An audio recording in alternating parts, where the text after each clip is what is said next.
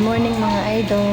So, andito ako ngayon sa aking pwesto sa printing question. Andito ako nagli-layout ako ng calling card. Ito naman yung ano ko ngayon gawa. Calling card siya mga idol. Ito na yung layout niya. So, ika-cutting ko na lang siya mga idol. Bali, nandito ako sa cutting area. So, ito yung pang-cutting ko ng calling card. Ayan. So, busy ngayon ang Inday. Ayan. So, magkakat na ako mga idol. Ayan. Magkakat na ako. So, ganito lang ka-simple yung pagkat ng calling card. So, kailangan dito bihasa ka na sa pagcutting kasi baka maya makat mo yung hindi dapat.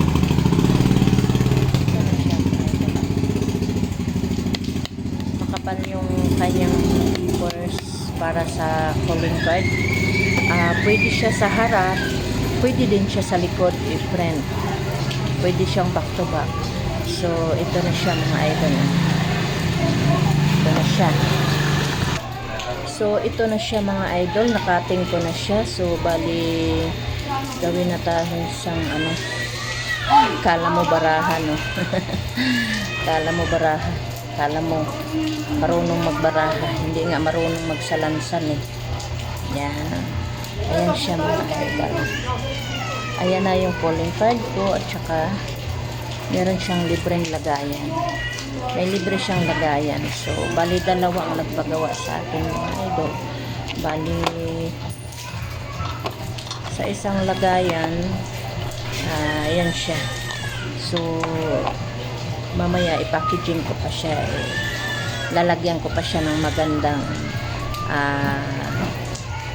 tali dito para presentable yung ating calling card na ibibigay sa customer. Kailangan matutuwa yung customer. So, hindi lang ito, kundi meron pa itong ribbon dito mga idol. Sandal lang, gagawin ko po. So, bali, ito na yung kanyang proseso sa ribbon mga idol. Siyempre, papasko na para presentable. Gawin natin kulay red yung kanyang ribbon. Ayan siya.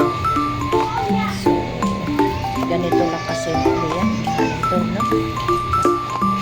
Para matutuwa yung customer, kailangan presentable yung ibibigay mo sa kanya. Hindi lang calling card ang gagawin mo, kundi samahan mo na siya ng lagayan. Tsaka gawan mo ng mas magandang ayos. So, sa iba kasi hindi libre yung lagayan. Ito, may bayad yung lagayan. Sa akin, libre na ang lagayan. So, ito na siya mga idol. Yan, ganyan na siya. So, natutuwa na si customer nito, natural.